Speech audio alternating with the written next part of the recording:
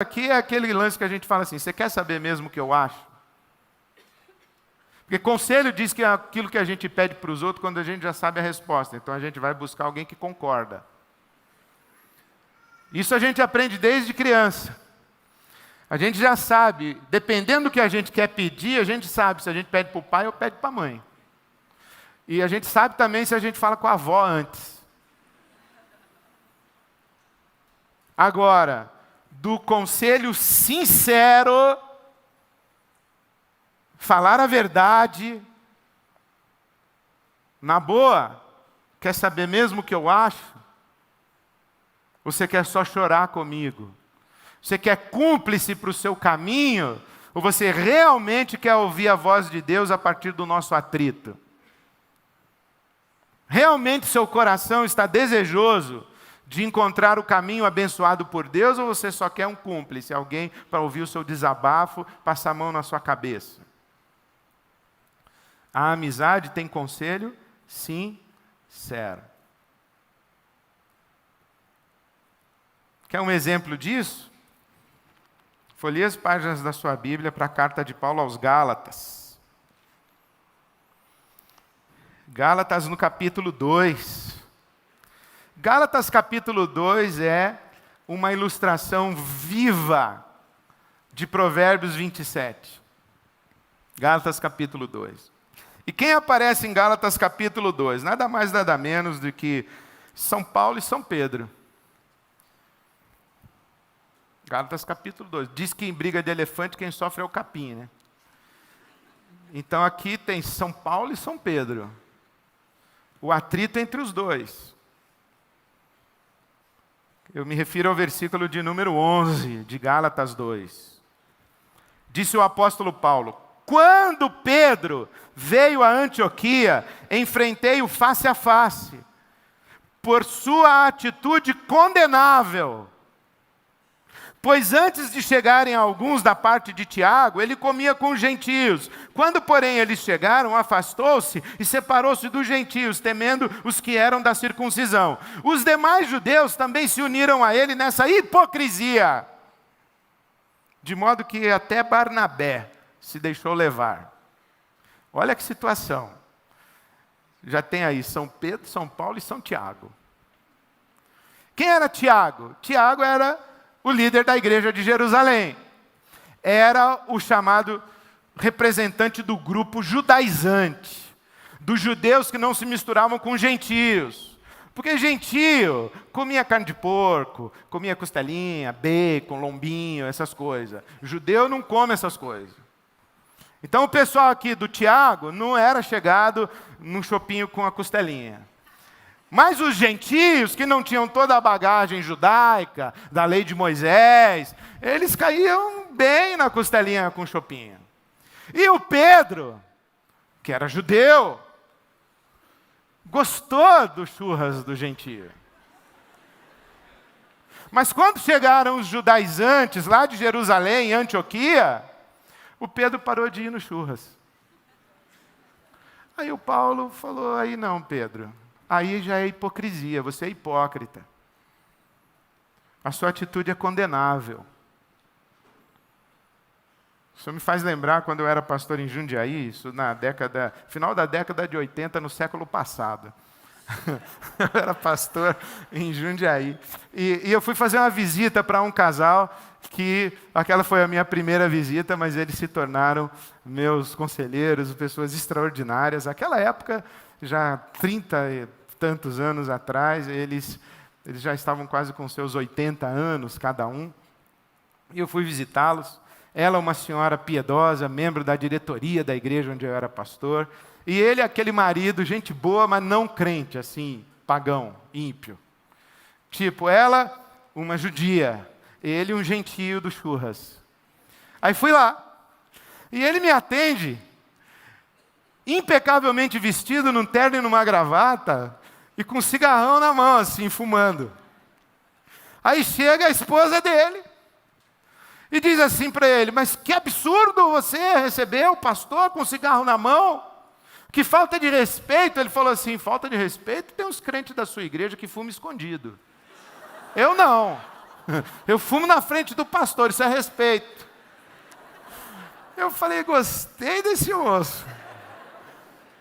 Gostei dele.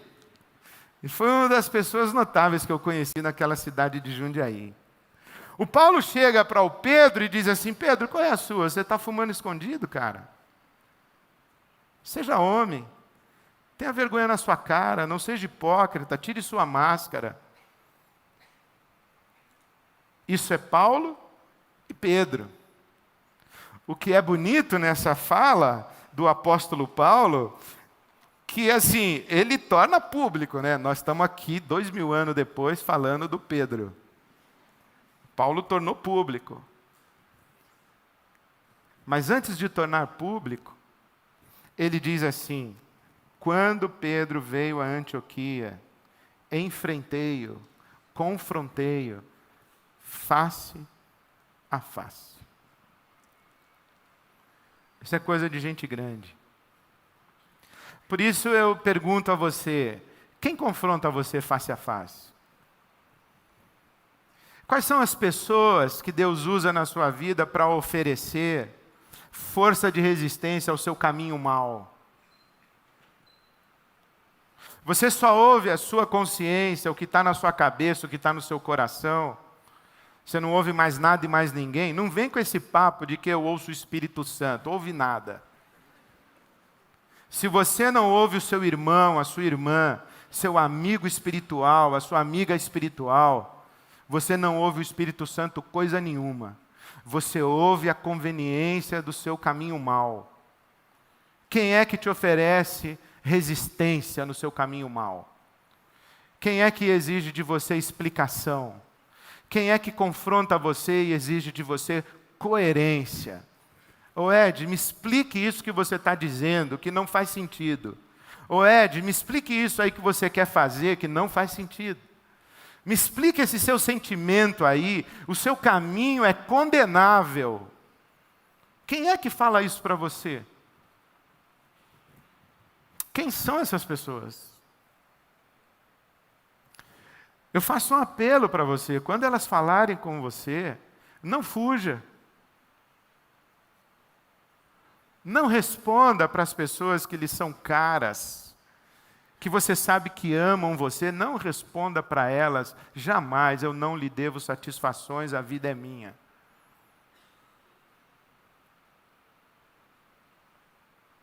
Deve sim. Essas pessoas são um instrumento de Deus na sua vida.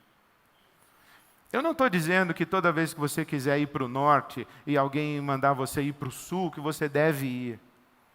O que eu estou dizendo é, não despreze as pessoas que você encontra oferecendo resistência em amor para o seu caminho. Pare, pense de novo, ore mais uma vez, converse, discuta, atrite, deixa a chapa ficar quente.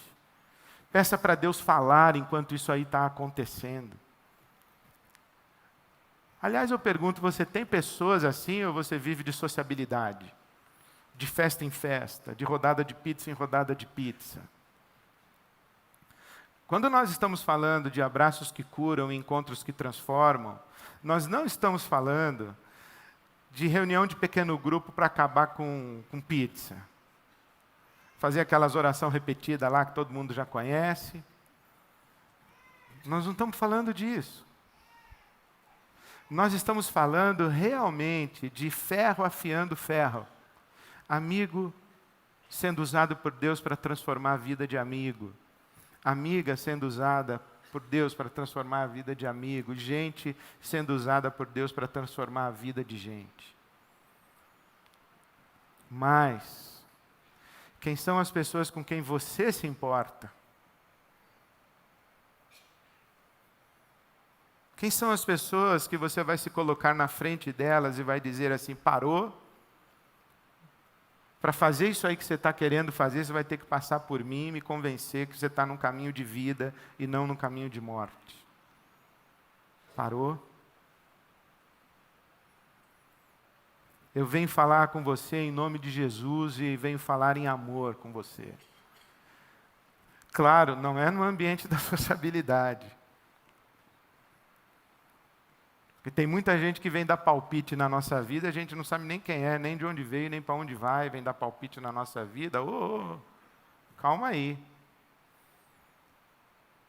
Há pessoas que na minha vida têm esse direito, adquiriram esse direito, porque estão no círculo da minha intimidade.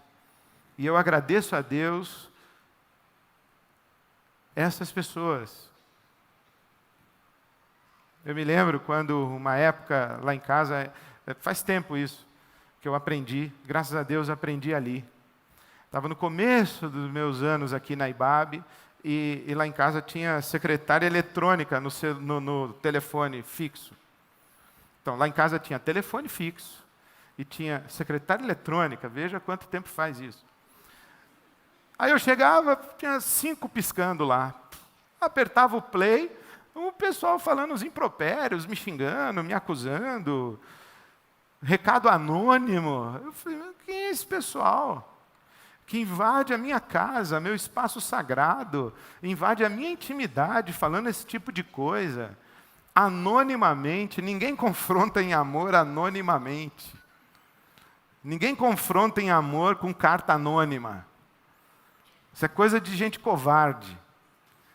Então, eu fiquei muito chateado e sentido com aquilo. Fui falar com o meu pastor e o meu mentor. Eu falei, Douglas, está acontecendo isso, eu vou pegar esses caras. E ele disse, isso mesmo, pegue eles. Mas antes de você pegar esses caras, leia o Salmo 141. E eu fui ler o Salmo 141. Em que o salmista diz assim, vigia, Senhor, a porta da minha boca, põe um anjo para guardar a porta dos meus lábios. Eu falei, oxe, Salmo 141. Mas o Salmo 141 continua e diz assim, fira-me o justo, e isso será como um óleo sobre a minha cabeça e como um perfume derramado sobre a minha cabeça.